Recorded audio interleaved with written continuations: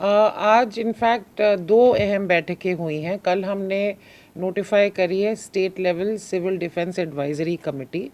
तो सबसे पहले तो मुख्य सचिव की अध्यक्षता में उसकी बैठक की गई, जिसमें सारे जो इम्पोर्टेंट महकमे हैं, जो वाइटल सर्विसेज से जुड़े हैं, बिजली है, पानी है, हॉस्पिटल्स हैं, उनके एडमिनिस्ट्रेटिव सेक्रेटरीज उस बैठक में मौजूद थे। और यही चर्चा हुई है कि हमें ये सुनिश्चित करना है कि किसी भी प्रकार की जो एसेंशियल सर्विसेज हैं नागरिकों के लिए, उनमें कोई डिस्टर्बेंस ना आए, और उसके लिए जो भी कंटिजेंसी प्लान है वो हर एक विभाग अपनी तैयार करे।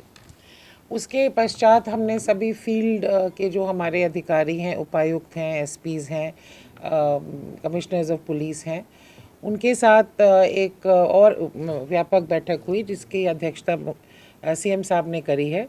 और उसमें हमने होम और रेवेन्यू डिपार्टमेंट की ओर से दो मुख्य एक्ट हैं जिनको हम फ़िलहाल जिनके तहत आगे कार्रवाई कर रहे हैं।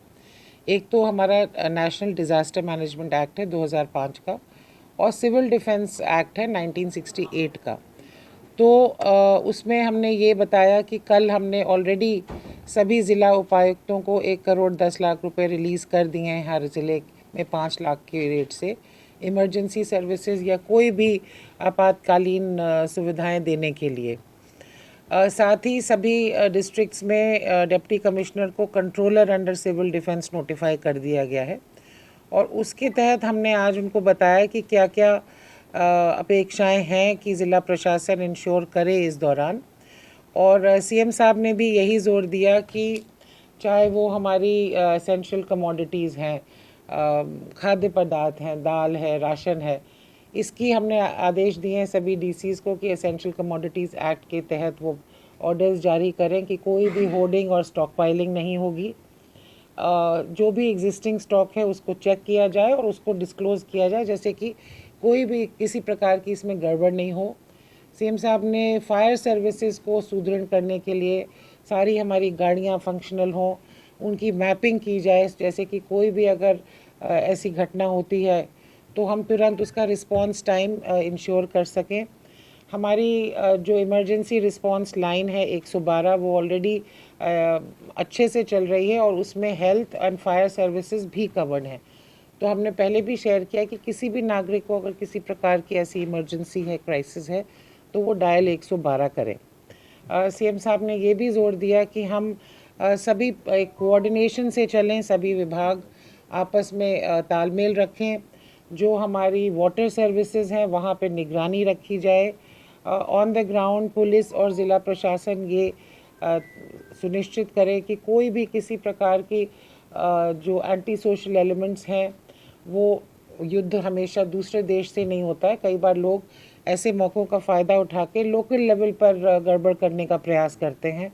तो इसके लिए अपनी इंटेलिजेंस भी और ऐसे सारे हमारे चाहे पावर प्लांट हों, चाहे वाटर सर्विसेज हों, इन पे निगरानी रखी जाए, जैसे कि कोई भी मिसचिफ, कोई भी गलत घटना वहाँ मौके पे ना हो। साथ ही हॉस्पिटल्स के लिए आदेश दिए गए हैं कि हम अपनी हॉस्पिटल सर्विसेज गेयर अप कर लें, एम्बुलेंस सर्विसेज गेयर अप कर लें, और जहाँ कहीं भी या तो कोई अगर गाड़ियाँ ठीक करानी है वो करा लें, और जहाँ कहीं भी रिक्तियाँ हैं, ड्राइवर्स की अगर कहीं कमी है, तो वो भी फैसला हुआ है कि उनको हम इस आपातकालीन में डिप्टी कमिश्नर्स को पावर्स देंगे कि वो लोकल लेवल पे ऐसी कोई भी रिक्तियाँ हैं उनको भरे। बहुत ही हमारी व्यापक तैयारी है।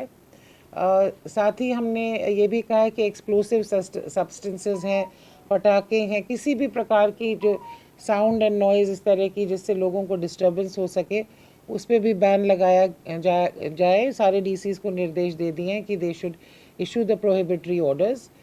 और ड्रोन्स के बारे में भी हम इस ऑर्डर्स इशू कर रहे हैं, so that other than government, police, armed forces, paramilitary forces, NDRF and SDRF, इसके अलावा कोई भी ड्रोन्स हरियाणा में उड़ाना प्रतिबंधित होगा।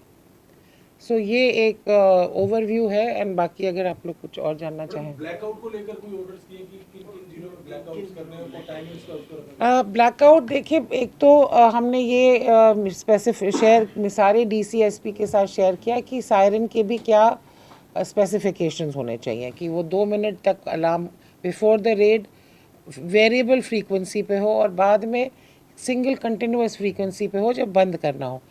ब्लैकआउट के निर्देश लोकल लेवल पे कन्वे होते हैं।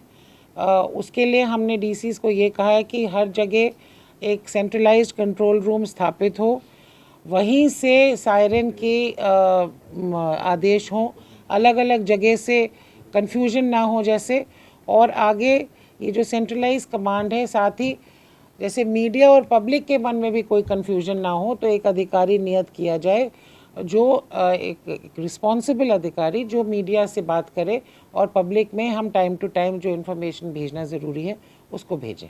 इवन शादियां अभी चल रही हैं, शादियां भी हैं, कोई फंक्शंस भी रात को रहते हैं, तो उनके ऊपर बैन रहेगा। क्या अपील करेंगे लोगों के लिए सबसे बड़ी अपील ये है कि आप कृपया ना झूठी अफवाहों पे विश्वास करें, ना उनको बढ़ावा दें, चाहे वो व्हाट्सएप हो, चाहे कोई और सोशल मीडिया प्लेटफॉर्म हो। सिर्फ गवर्नमेंट सोर्सेज से जो आपको सूचना प्राप्त हो रही है, जो आप आर्मी की ब्रीफिंग देखो, एमएचए की ब्रीफिंग देखो, और स्टेट गवर्नमेंट पे भी अब हम रेगुलर ब्रीफिंग्स करवाएंगे, उन्हीं पे आप विश्वास करें। इंफॉर्मेशन वॉर भी है ये, और इन्फॉर्मेशन को मिस इन्फॉर्मेशन बनते समय नहीं लगता, और ख़ास तौर से जब हम जानते हैं कि ऐसे लगातार प्रयास किए जा रहे हैं कि मिस इन्फॉर्मेशन को बढ़ावा दिया जाए। दूसरी बात मैं पब्लिक को ये अपील करूँगी कि आप पैनिक ना करें। केंद्र सरकार और प्रदेश सरकार दोनों ही हर बात को लेके चौकन्ने हैं। हम आपको आश्वस्त करना चाहते हैं कि कोई भी ऐसी आपातकाल को हम फेस करने के लिए तैयार हैं, उसके लिए पूरे अरेंजमेंट्स हैं, और हमारा प्रशासन उसके लिए और पब्लिक की सेफ्टी के लिए पूरी तरह सचेत है। स्कूलों की छुट्टियां कोई और बढ़ाई जा सकती हैं अभी जो नहीं, एक सेकंड, जहाँ तक स्कूल कॉलेजेस की बात है, जो हमने बंद कराया था 1-2 ज़िले में, अम्बाला, पंचकुला में, वो कल और आज के लिए था। इसके आगे कोई ऐसे आदेश नहीं दिए गए हैं। पढ़ाई कॉलेजेस में, स्कूल्स में नॉर्मल रूप से जारी रहेगी। पैनिक फैलाने की कोई विषय नहीं है। अगर स्थिति में कोई बदलाव आता है हम तब उस पर फैसला लेके निर्देश देंगे। मैम, आपने कल एक बैठक के जरिए ये भी तय किया था कि कोई कालाबाजारी ना हो, क्योंकि लोग जो हैं वो मार्केट में निकल गए हैं।